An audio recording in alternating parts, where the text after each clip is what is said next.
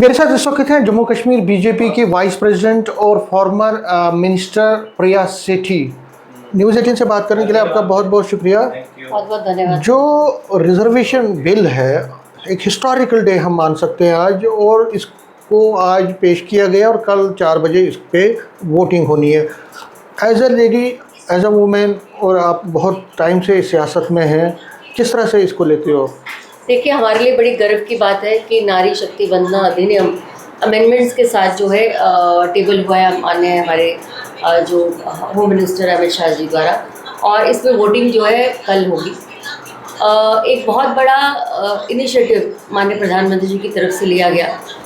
3 दशकों तक कांग्रेस बहुमत पे रही, उनके घटक दल बहुमत पे रहे, लेकिन उसके बावजूद भी नारी शक्ति वंदना अधिनियम के ऊपर जो है कभी भी कोई बात नहीं हुई और ना हुई और ना टेबल किया गया बहुत बार, और ना सीरियसली इसको लिया गया। हमेशा से कचरा पेटी के अंदर इसको एज अ अधिनियम को डालने की कोशिश की थी। इसके ऊपर जब बिल भी पेश हुआ तो उसके ऊपर ऐसा ही हुआ।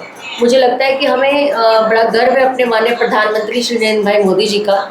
हम धन्यवाद, दिल से धन्यवाद करते हैं कि उन्होंने हमारे आधी आबादी जो है उसको कहीं ना कहीं पॉलिटिकल रिजर्वेशन देकर बहुत विमेन एम्पावरमेंट जो है उसको किया है। मुझे लगता है कि हम सबके लिए सौभाग्य की बात है। हम एक बेनिफिशरी की तरह एक छोर पे थे जहाँ पर हम स्कीम्स बनती थी, कहीं ना कहीं उसको लागू करा के जो है हम जो है उसका बेनिफिट उठाते थे। लेकिन आज की नारी जो है वो बढ़ चढ़ कर हिस्सा लेना चाहती है।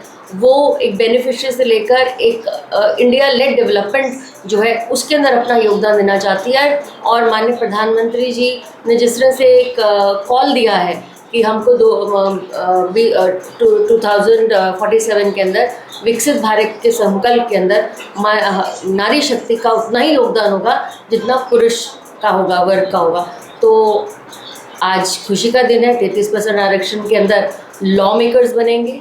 बहुत सारे ऐसे प्रावधान होंगे जिसके अंदर महिलाओं को सशक्त करने की कोशिश होगी, और बहुत सारी ऐसी चीज़ें होंगी जो आने वाले समय के अंदर जो एक महिला ही समझ सकती है। और मुझे लगता है वन सिंगल वॉइस में, चाहे किसी भी पार्टी से हो, लेकिन एक सिंगल वॉइस में फॉर द विमेन कंसर्न्स के लिए भारत को कैसा देखना चाहती हैं, विकसित भारत का जो परिदृश्य है वो बिना नारी शक्ति के जो है संभव नहीं है। मैं पुनः से माननीय प्रधानमंत्री जी और उनका बहुत बहुत धन्यवाद देना चाहती हूँ कि उन्होंने इस 33% आरक्षण को जो है इसी टर्म में, मुझे लगता है अब 2029 अगर ये पास होगा ही होगा, क्योंकि मुझे लगता है कि महिला आधी आबादी की बहुत बड़ी शक्ति है, और महिला के बिना कोई कार्य जो है वो मुझे लगता है अगर वो नहीं हो तो उसमें कार्य अधूरा रहता है। और 33% का जब आरक्षण रहेगा 2029 के अंदर आपके पार्लियामेंट के दरवाजे जो है नारी शक्ति के लिए खुलेंगे, और ख़ासकर आपकी असेंबली के जो सीट्स होंगी वो भी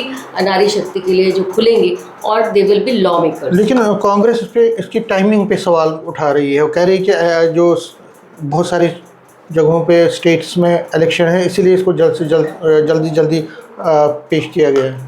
नहीं, मुझे नहीं लगता। There is always a time. जो देश की व्यवस्था है कभी भी कोई इलेक्शंस की वजह से रुकती नहीं है, व्यवस्था बनाई जाती है। It's the constitution which gives you the power, and it's the election commission which has everything ready. तो ये इलेक्शन कमीशन एक अलग बॉडी है, एंड दे वांटेड कि इसके अंदर जो है अब जैसे ही गवर्नमेंट इसको अधिनियम को लागू करेगी, मुझे लगता है कि उसके बाद इलेक्शन कमीशन बैठेगा एंड एक इंडिपेंडेंट बॉडी है, वो डिलिमिटेशन के बारे में करेगी।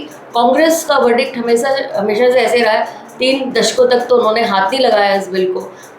सोनिया गांधी जी जो थी वो प्रेसिडेंट थी कांग्रेस की, और कितने साल रही प्रेसिडेंट, उसके बावजूद भी उनको नारी शक्ति पे विश्वास नहीं था। मुझे लगता है कहीं ना कहीं इस एम्पावरमेंट का, चाहे वो बेनिफिशरी बनाना हो, चाहे डिग्निटी के साथ रहना हो, चाहे आपकी लखपति दीदी बनाना हो, उज्ज्वला योजना हो, कोई भी ऐसी योजना, और अब पॉलिटिकल रिजर्वेशन से नारी शक्ति को एक बहुत बड़ा आधार जो है इस अधिनियम से मिलने जा रहा है। जम्मू कश्मीर की महिलाएं भी बहुत संघर्षपूर्ण जीवन उन्होंने गुजारा है पिछले 35 साल के आतंकवाद की वजह से भी, और कई परिस्थितियों की वजह से भी। क्या आपको लगता है कि अब उनको भी वक्त आ गया है कि वो घर से बाहर निकले और सियासी कदम उठाएं? देखिए, मुझे लगता है कि महिलाएं जब आपके इसमें रही हैं, कॉरपोरेशंस में रही हैं, आपने देखा है बहुत अच्छी सशक्त महिलाएं उभर के आई हैं। आपका जब 33% आरक्षण डीडीसीज में हुआ है, जिला परिषदों में हुआ है, तो भी एक प्रखर आवाज़ बनकर जो है वो उभरी है। अभी लॉ मेकर्स के अंदर, असेंबली के अंदर 1/3 आवाज़ जब उभरेगी तो मुझे लगता है कहीं ना कहीं इस जैसे इस देश का भला होगा, वैसे ही इस प्रदेश का भी बहुत जो है रहेगा, भला रहेगा। न्यूज़ 18 से बात करने के लिए शुक्रिया। तो ये प्रिया सेठी, ये वाइस प्रेसिडेंट है जम्मू कश्मीर बीजेपी की, कह रही है कि एक हिस्टोरिकल डे है और खासकर जो वुमेन एम्पावरमेंट का जो एक एम है, एक मंशा है, उसको पूरा किया जाएगा इस बिल के थ्रू। नेटवर्क 18 के लिए मैं समीर भट्ट।